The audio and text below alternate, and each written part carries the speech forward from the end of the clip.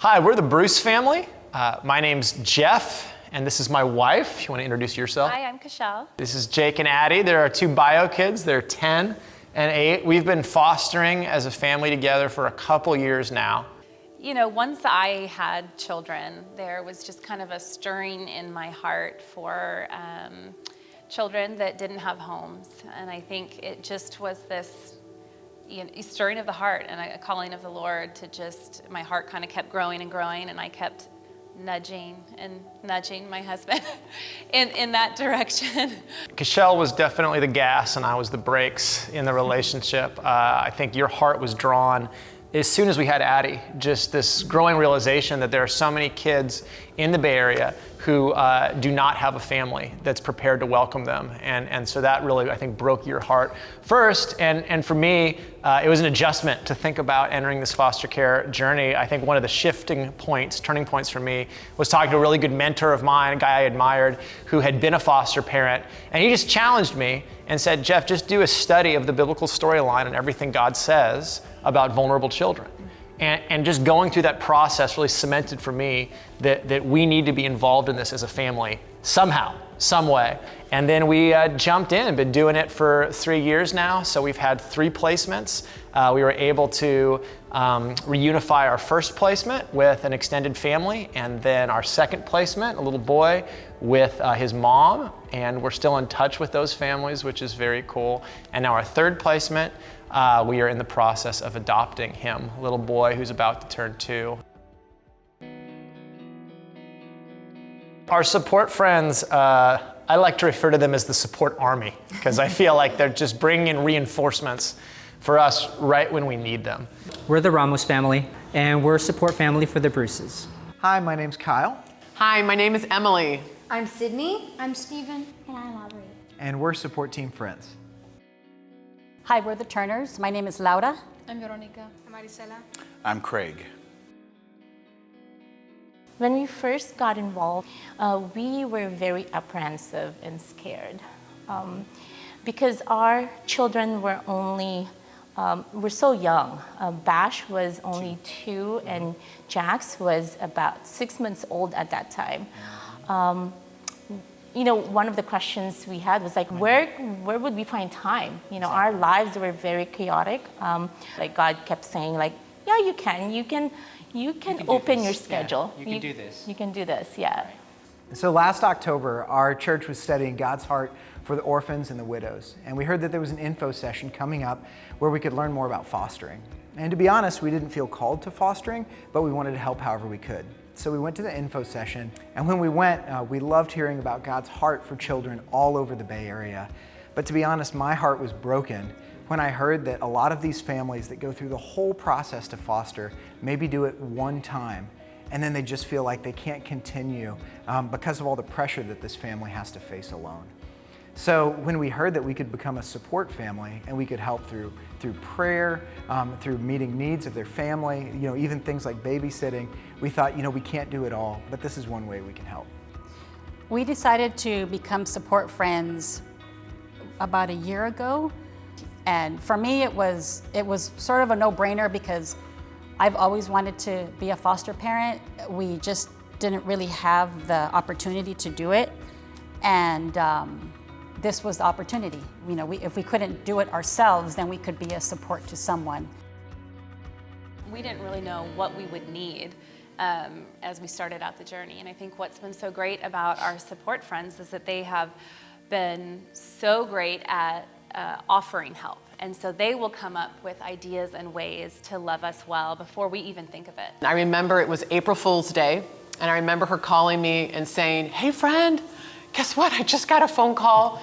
It's about this little baby girl. She's 3 days old, and we're gonna pick her up this afternoon. And of course we're like, ah! And we just jumped into action mode. We got her clothes, diapers, babysitting. We delivered meals to their home, whatever was needed. And just knowing there's this readiness on our team to lean into this with us was so encouraging to me. And then seeing Right after the prayers, diapers, deliveries showing up at our door, a stroller, a crib. And they were just ready. They were just on it.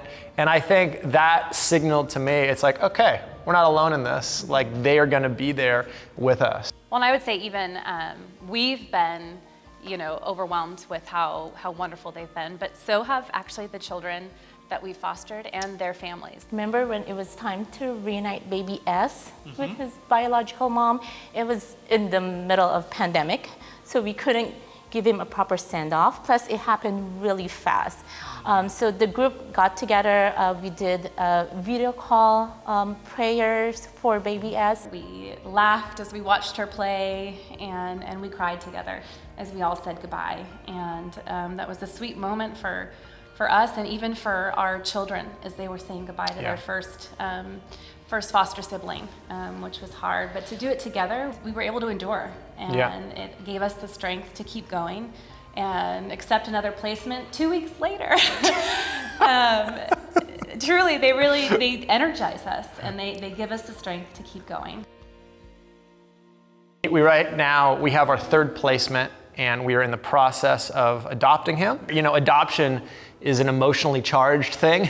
And in our case, it's a transracial adoption as well, which just adds this whole other level of complexity and challenge to it.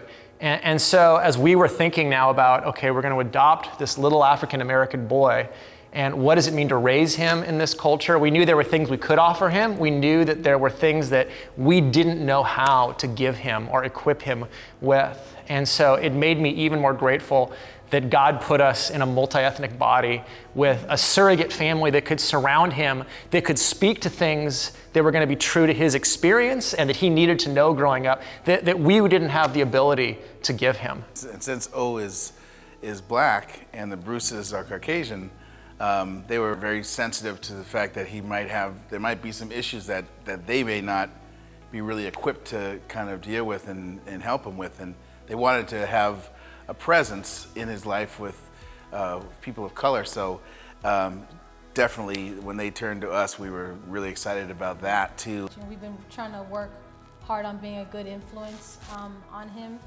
and just showing him that there are people around him that, even though we aren't part of his family, like his immediate family group, that we're still here for him, whatever he needs. And the other part of it is when you sign up to be a support friend, it's a placement, right? It's the duration of a placement. We're not asking people to sign up for life with our kids, but in a sense they were willing to just say, we want to walk with you here. Even as you're adopting, our commitment doesn't end at the adoption. We want to keep walking with you. And so that's been just a mercy from God to see that. And I think something we're so grateful for. I guess our advice for any family that is thinking of dipping their toes in this, go for it, because God's the one that's going to provide all the strength and scheduling that will open up. And as we had found, it's not all on us. We have a team, we have God behind us, and so it's just take that leap of faith, and it's been a blessing. We'd happily do it over and over again. We know the data, we know the attrition rate for foster families who try to do this without a network of support. I think one of the mind shifts that has to happen is, I know for me, I am bent towards being independent, self-sufficient. I want to have my stuff together and not ask for help. And it feels weak to say, I can't do this without you. And so for this to work though, I think it's embracing weakness and embracing really interdependence is the word that I would use. And it's a more humbling way to live. It's a messier way to live, but it's what I think God intended. Well, and it's more rewarding. I think we've already kind of shared just how much more enjoyable it is to walk through this journey with the help of our support friends. Yeah.